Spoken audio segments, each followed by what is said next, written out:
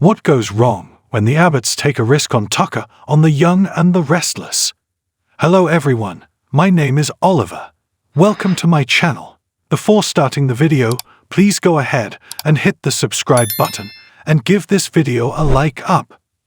The Abbotts have stacked the deck against Tucker on The Young and the Restless, leaving him with a decision to make. Tucker is not a gullible softy, despite what Jack and the Abbotts may have believed after their planned maneuvers. Naturally, Tucker isn't easy to fool. He's always planning ahead. Many viewers are hoping that Tucker has a secret move or two planned. Does this indicate that Abbott's strategy against Tucker is doomed to fail? Can Tucker foil their plans? In that case, what is occupying his thoughts? How about we dive in and discover? It appeared like the Abbotts pulled off a masterstroke with the recent Pluck-A transaction.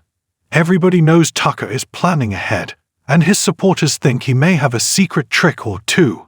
According to rumors circulating in The Young and the Restless, Tucker intends to expose his son's treachery as part of his plot to get even with Jack. Please allow us to remind you in case you have forgotten. Long ago, Jack extended an invitation to Kyle to join Abbott, but Kyle insisted on a condition that he be named co-CEO, a role that Billy subsequently filled. Jack, however, could not agree with Billy on that since he felt it was unfair. Betraying his own family, Kyle betrayed Kyle by joining forces with Tucker in his rage. But then he had a revelation and abandoned the plan. However, none of this has reached Jack yet. Now that Tucker is in hot water, he may reveal that Kyle betrayed the family in order to aid Tucker's plot for vengeance. In such case, the Abbotts may quickly come to terms with the fact that there are a few twists to their apparently perfect strategy. A look at the spoilers for The Young and the Restless suggests that Tucker has other plans. He intends to exact revenge on Ashley, who has a lengthy history in the beauty industry. Reputationally damaging previous secrets about Ashley may be unearthed by Tucker, according to the rumor mill. Do you think Tucker will tell the world, or will he use it to control Ashley?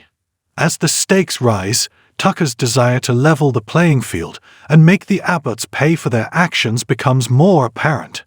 Tucker retaliates in fascinating and unexpected ways, so Genoa City is in for a roller coaster trip. Not only that, but a romance is developing within all the mayhem. Phyllis and Tucker, two people who claim to despise one another, may really wind up romantically involved. They're both newcomers to town, and as their personal relationships crumble, unexpected twists and turns are possible. Danny, Phyllis's lifelong sweetheart, is all over heels for Christine, and Tucker and Ashley have broken up. A surprising romance is on the way, so brace yourselves.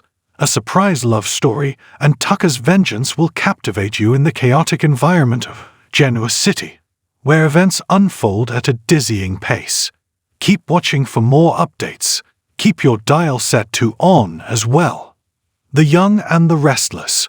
What happened to Cameron Kirsten? Now, back to the story. 20 years ago, Sharon Newman fled Genoa City after kissing Victor Newman on The Young and the Restless. While on the run, she arrived in Denver. At a pub, she met a pretty charming man named Cameron. They hit it off and eventually slept together.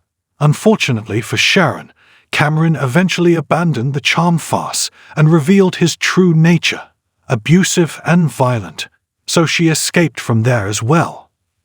Cameron surprised Sharon on The Young and the Restless by unexpectedly reappearing in her life and asking to meet her. She initially declined, but he threatened to divulge their history to the Newmans when in GC for a business deal.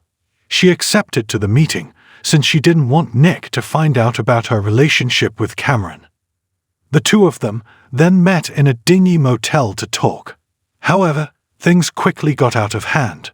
Cameron became violent again with Sharon, and she smashed his head with a champagne bottle. Sharon believed she had killed Cameron after bashing his head on The Young and the Restless. She disposed of his remains in a neighboring dumpster. But the wicked guy survived. Cameron, hurt but alive, returned to his lover, Grace Turner.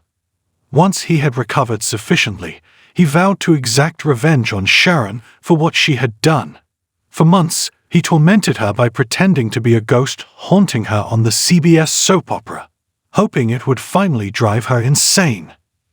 Cameron eventually returned in front of Sharon on The Young and the Restless, as if she had never harmed him.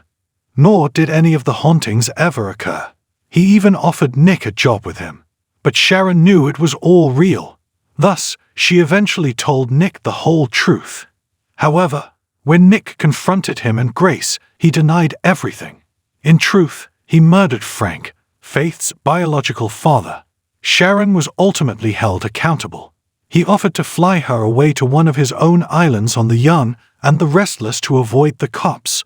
Sharon consented, having no other options. But unbeknownst to them, Nick quietly boarded the plane alongside them. Sharon attempted suicide while on air by jumping off, but Nick showed himself and battled Cameron. They all jumped off using parachutes. When the police arrived on land, they apprehended Cameron, who was gravely hurt. That was the last we saw of him back in 2004. After 20 years on The Young and the Restless, Sharon moved on with her life. Cameron is not being given much thought till 2023. In May 2023, she received an anonymous gift, a champagne bottle. Sharon didn't think anything of it. In fact, she marveled at the gift while a shadowy figure watched her. But the supporters knew.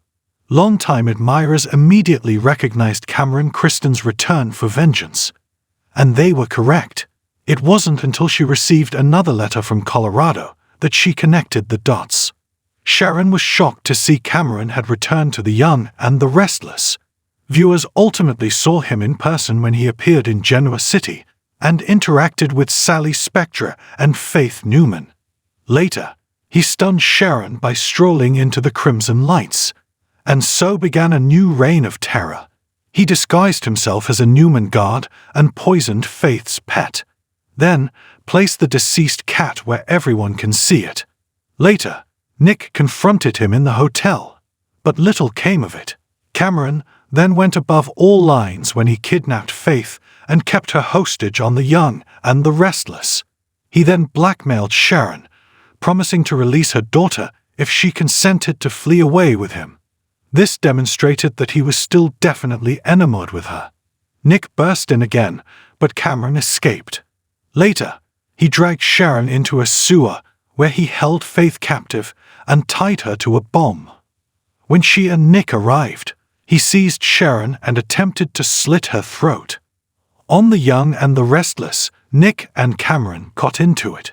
When things started to become scary, Chance Chancellor arrived just in time to calm things down. However, Sharon had had enough and attacked Cameron with a knife. This effectively ended his life and reign of terror. They then went to liberate Faith from the bomb that was placed on her.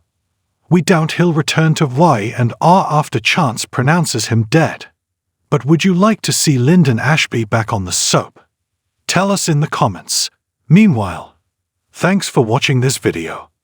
Please subscribe my Isa Media to our channel and stay with us.